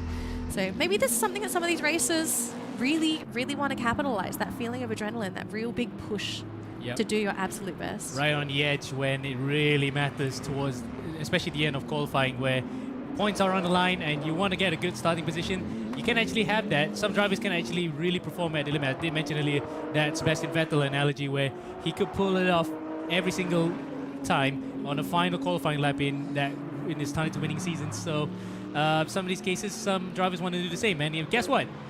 Dominic Poon is doing it. Felix Young, his teammate, right behind, and Iman Ryan as well. So all 3 main protagonists from round number 1 are doing it the same way again for qualifying part 2 here. If it works, it works. And well, the question here is it going to work for this round? Because it's a new qualifying session. And it's really going to come down to the precision around these corners, just making sure no mistakes. Get your spot for that first race, and you should be good to go. Absolutely. And we're keeping an eye on Iman Ryan right now because he was one of those main protagonists who... The dark horse. Well, Dark Bull. That's true. Bull, the Dark Bull. The Red Bull. The hero with the plot armor, as they say in anime. Ah, yes, that's a good one. There we go. But we can also apply plot armor to those guys who survive crashes somehow and still manage to be up there. Well, I don't know if they have plot armor or if they're the ones that instigate the people with the plot armor to actually use the plot armor. So yes, anime thing. For anyone that watches anime, you would understand. If you don't, it's totally fine. Well, it's basically TV tropes in general. Yeah. You know, plot armorception. We can go plot armor on top of the plot armor. Oh, I said plop. But anyway. Plop. Maybe that's true. Some people, they've got the plot armor and other people have plop armor. So yeah, they flop because they didn't. The flop. They didn't pass the first few. Oh, they didn't pass the first act. yes. They got killed before the second act. You gotta wait for season 2. More TV tropes along the way, I'm pretty There sure. we go. Right. So we're on board with Iman Ryan right now. He's weaving his tires, getting it up to temperature. And this time, he's out earlier, so he's getting 2 laps in on the dot. Getting 2 laps in. I think at the same time, maybe just after that server reset, maybe it's shaken him up as a player as well. Like he might be feeling he can't pull off that same time. So just play it safe. Do the 2 laps. There's no harm in doing the 2 laps. Yeah, or maybe he is just going to gun for it. He just doesn't give 2 cripes. Yeah, that's probably a case as well. Anyhow, we're watching some of the other drivers are on track right now. We're actually focusing on the guys who were fast in the first qualifying just now because they managed to put their time on the boards when it really matters, so we're following them again. But this time, the passionate esports guys are racing together, and this is not circuits like Hockenheim Ring or Monza, where the slipstream really can be a factor when you come close. In corners like this, look, you can just understeer. You're actually following behind some really dirty air behind another car, and that will really cost you some traction through the corners. Yeah, it really can, unfortunately. But we'll see if our 2 boys here are able to get the time that they're aiming for. So we are still waiting for these final times for our races before we begin race number 1. Keeping it nice and calm, cool as a cucumber. Yep, and we're definitely going to go on board for some of the drivers as Arman Hashim, who has been in and out of ERGP for a while in the past couple seasons, but he is definitely back here for the full time. He was on pole position for a second before Alonso Marcos Lacambra, who I think was that Porsche that actually spun in the pit lane coming out, and he is trying to pass a Mustang out on track. Then that is not going to help. That's not going to help his qualifying at all. No, it won't, unfortunately. Oh, goodness. Just going to keep those corners clean here, folks. Nothing too crazy here. So our racers in the bronze class, keeping it nice and cool. And speaking of nice and cool, these are 2 teammates racing Linus Stern here coming to the final corner. Would driving like that be effective? Let's see then. Dominic Poon with the first of the 2 passionate cars to break the timing beam across the line. Will it be a 202? Yes, a 202.8 and a 202.9. So Felix actually, I think, might have been bogged a bit by his teammate who was actually holding on for the front of the line. It's not going to really help his qualifying cause. Has come through Iman Ryan across the line. Oh my gosh. Almost the exact same time, but just a 10th of a second the difference between his fastest time in the first qualifying and his second time. This man knows what he's doing. I'm calling it. He knows what he's doing. Ice cool veins. Ice cool, baby. Oh my gosh, Iman, he's going to be such a monster on the track here. And the other surprise right now is Alonso Marcos Lacambra, of course, because he was on provisional pole. Manages to get a 202.7. Let's see if his second time's any better, but I don't think so because he was trying to overtake Danny Afandi, and well, there you go. That's the end of his qualifying. He's stuffed it now. Yeah, unfortunate there for Alonso. It's just those small mistakes sometimes can really mess you up. Let's see some other drivers out on track here. Danny is, well, that was not you that driving, of course. That was Danny Afandi. No, not me. No relation. Different spelling. As we're looking at Arman Abdullah, who was also fast in that first qualifying session. He is up to P6, and this is his final lap, then 1700s behind Felix Young. And, well, he's going to take something special out of the final corner. No, that's not the way you do it. No, just minor hiccup there, costing him so much for Armand. Going to be upset with that one, unfortunately. But if he can recover during race number 1, then maybe it's not so bad. Maybe. It's not so bad. Might not be so bad. Yeah, but I was singing a bit of Dido there for a second for Armand Abdullah. He's not taking the narrow run towards the line. Across the line he goes, no improvement. So was Dominic Poon. He didn't improve on his time. Yongjan up to P4. That's a very good time from the Pack eRacing guys. He spins across, nearly harpooning another guy there. Felix Young is up to the final corner and he abandons his lap. So, for the second straight session in this very same race weekend, Iman Ryan is on pole position and he recorded almost the exact same time. What a trooper. What a trooper. I mean, there's just the fact that he's able to pull off almost an exact same time for both qualifying sessions. I mean, that's just, again, speaks to the skill this man has behind that wheel. So it's going to be really exciting to see what's going to happen during race number 1 here, because we've finally found out where our races are going to be for their positions in the grid. So that means we're almost ready to jump into race number 1 here for the bronze class. Now, I know all eyes are going to be on Iman Ryan here, but I want to know, who are you keeping an eye out on in this race in particular, Ammo? Good question there, Danny. And I'm looking at Dominic Poon because he is directly behind on the starting grid because, you know, first, second, but then the guy in third is actually directly behind first, yeah. So Iman Ryan will be looking over his shoulder that he has someone breathing on his neck already, even though he's a couple of positions behind. Yongjan will be another one to watch out for because that is a surprise for the books for the 18-year-old who's actually not having had the best of runs, especially in Hockenheim. But if he actually manages to turn his form around here, what a good way to do so on home territory. Home territory for all the Malaysians in particular. Going to be very familiar with this course. But the rest of our racers, I mean, I think they're doing their best today. Would you say in some cases, like this might be a bit of an advantage for racers that are racing on home turf? A bit, because you do want to more perform. Practice. Yeah, and you want to perform well on a circuit that basically most of these guys grew up with because they were born around the time when the circuit was formed. But at the same time, conversely, for those other guys who are not born here but they have raced the circuit enough because from the F1 games or watching the Malaysian Grand Prix in general, they will know the circuit well. Those who really are at disadvantage are the guys who have never driven the circuit and they don't know where on earth they want to get the right braking points or where to navigate around the circuit. Do you think that might be an issue for some of the younger drivers since they wouldn't have actually grown up on Sepang?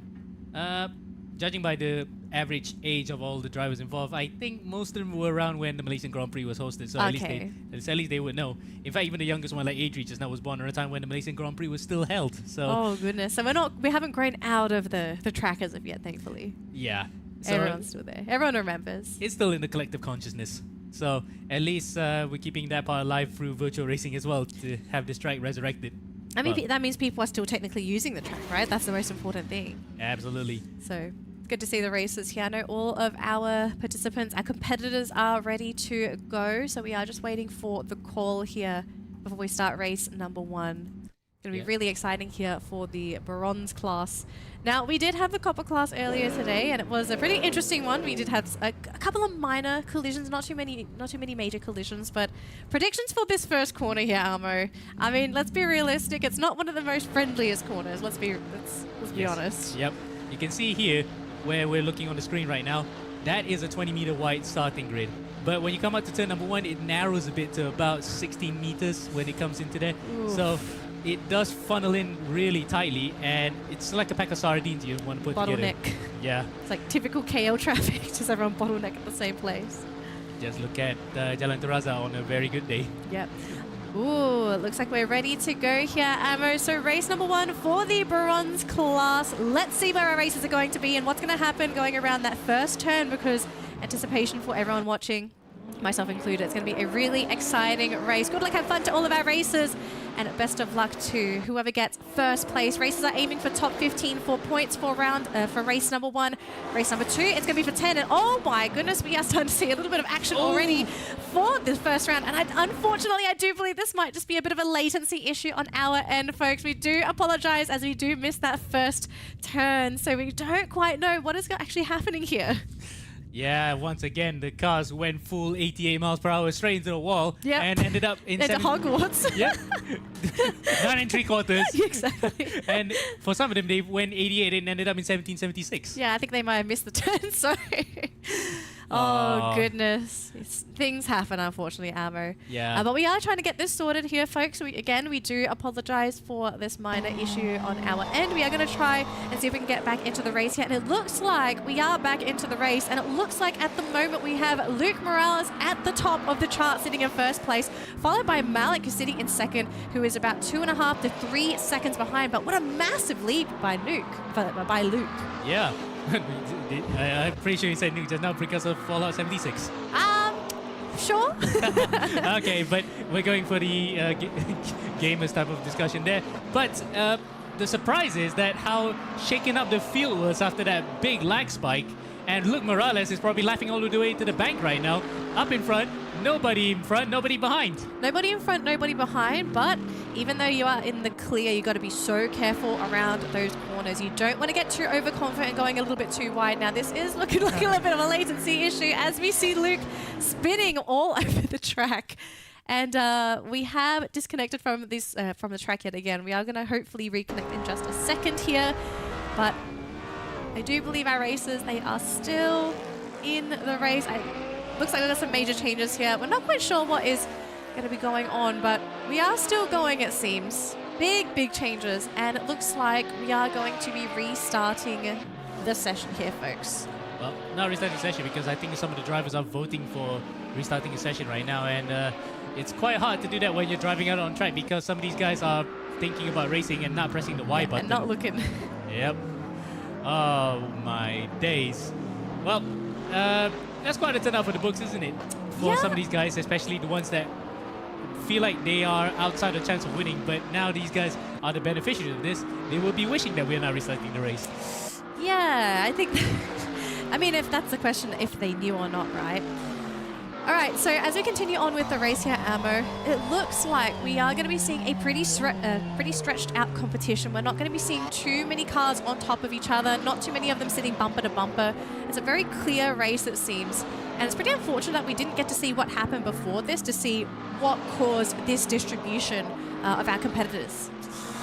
I think because when I saw through the copper race in race number 2 where they had the lag spike happened, some of the guys were beneficiaries because they were able to jump in front of other physical objects in the race, i.e. other cars, whereas some of the other guys also got hit by these... Got collisions. Phantom lag. Phantom cars, yes. Yes, so it's just really the luck of the draw, isn't it? Yeah. Some people may not be so lucky when they come on the other side. Yeah, and it's also it's a pretty narrow corner as well. I mean, you basically nailed it on the head before. The fact that it narrows out and bottlenecks around that first turn, I mean, the players must have anticipated it at some point.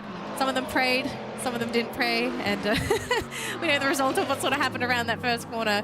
But I think for this race in particular, we are looking at a very close chase here by Malik and Luke sitting in the first 2 positions. Unfortunately for Amirul Afik, he's not quite in this race for top 2 at the moment. He's 4 seconds behind. He's got a lot of catching up to do for the next 6 laps. But it is possible. It's just got to make sure the remainder of his race is going to be very clean. 4th and 5th, we do have Bardia Nick and Chris Chu, although Chris is significantly behind Bardia. So again, the competition is just really stretched thin here today. Yeah, and some of those guys, when we saw coming to turn number 1, we were probably thinking, never drive faster than your angels can fly. Yeah. They literally went full head on into the barriers there.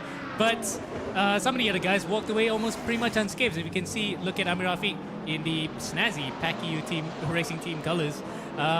Almost no damage on his car, so probably he got away with the phantom hits. Maybe phantom hits. Could be the red car, you know, as they say, bright colors mean stay away in the animal kingdom. Toro. Or the fact that he managed to escape Star Trek and being the red shit guys. That is true as well. Red is a pretty dangerous color in a lot of these shows and real life as well. But great racing so far. We're not seeing too much happening across the board here. We're going to dip on down to 20th place here with Judiel, who's actually neck and neck here, trying to take over No, but I don't think that's going to be the case here. Oh, never mind. I'm taking that back here, Judiel. Nice, quick steal there, slipping ahead 1 position. He took that personally, did he? Because he probably was overhearing the commentary. Oh no! Young Jan came back at him. Little bump, just a tiny bump on the bumper, but hang on a minute. Is he going to lose it? Nope. Judiel hanging on to his position now in 20th place. Yep, and this is one of the only battles that's pretty close out on track right now, apart from Young Jan's team. Oh, in fact, we got Danny Effendi, not the other Danny that's right. That's not me. Right now. The better Danny. Can inherit the name, I don't need it. But Danny, he is very, very close to Chris Chu here. He's just got to find that opening to slip on through and steal his place. Neck and neck actually coming into this next turn. Super close, pincering him in, or almost losing control of his vehicle, but looks like Danny slipping ahead and swiping away that 7th place from Chris. And Chris Chu is going to get swiped the second time as well because Arman Hashim goes on the inside. Oh no, that's not Arman. That's actually a back marker. That was Bradley Martins. So Bradley Martins actually is on a recovery drive after that melee in turn number 1. So it takes a while to actually just shuffle the order back in. Ooh. As we're going through again. No! Oh, going Again. back to platform. What's it? 8 3/4? I forgot the numbers. 9 3/4. 9 3/4. Oh gosh, you could tell no. we never went to Hogwarts. Well, Oh, we never got a goodness. ticket anyway. Ah, man. Oh, If that's- only we could take the train. All right, we're going to wait for this server to stabilize, folks, and hopefully we can get back into this race to see what is happening. But we are having some issues with the server, so again, we do want to profusely apologize for this unfortunate circumstance. We are going to try and get it sorted, but thank you for sticking around, folks. We do appreciate every single one of you for coming in, supporting all of our races during the race as well, whether it be someone that you know or also just supporting some of your countrymen as well. We do want to thank you all for coming in because for the races, it means the world to them to know that there are people supporting them as they compete every week. And speaking of supporting drivers, get a load of this one. Mikael Iqbal, when he first came on a couple of years back, he was coming off the back of dipping his toes in sim racing, but we can safely say he is a racing savant. He actually, despite the setbacks that he had early in his life, he manages to grasp onto something that he can really do. And he won first time out, actually, when he raced. Oh my gosh! It was such an amazing moment. His dad was screaming through the walls at that time in our old commentary center. We can actually hear him. We can actually hear him. He was really screaming in the light. Can you imagine? First time out, first race win. It was an amazing run from Mikael Iqbal. And then obviously that inspiration turning into a passion for Mikael. I mean, that's such a great story for him. Such a great origin story for a player to sort of come out, be that one-hit wonder, and then to continue on racing. He's in 9th place at the moment, though. So he's not in a really bad spot for this race. P8 now because one guy spun into the gravel trap. That might have been 8th place. Yep. Oh, it is. You want to get him, Bugayong? Oh, Bugayong is going up and into 88 miles per hour. He's become a DeLorean. He's going to 2025. He says, I'm done by 2024. And we just barely started. Oh, wow. Right. Well, we're going to probably go to an ad break now, Danny.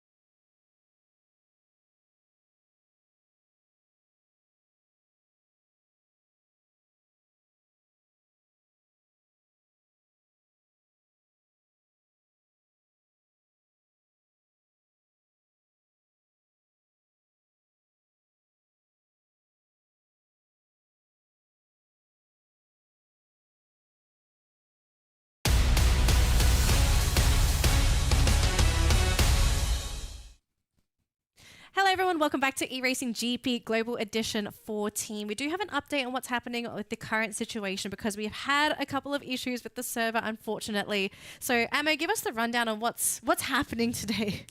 Yeah, unfortunately, there's been a lot of connection troubles from peer servers because, it's peer-to-peer connections out there.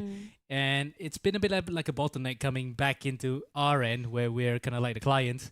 We're kind of like the server to the clients. The server in Singapore... The server in Singapore is great. Yeah, it's working fine. But unfortunately, because of the level of connections elsewhere that comes in, it kind of causes the server to hang up a bit. So it's unfortunate it happens that way, and we might have to, go for the nuclear option.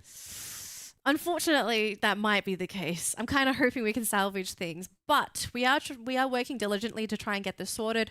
We may still run the silver and gold class, but that is to be determined today because we are still trying to figure out the source of the issue, what is actually causing a lot of the disconnects and all that happening on our end. So to everyone that did stick around until now, thank you so much for sticking around. We do appreciate all of you for giving us all the support, just to tune in to support the races, come in and just watch some good racing.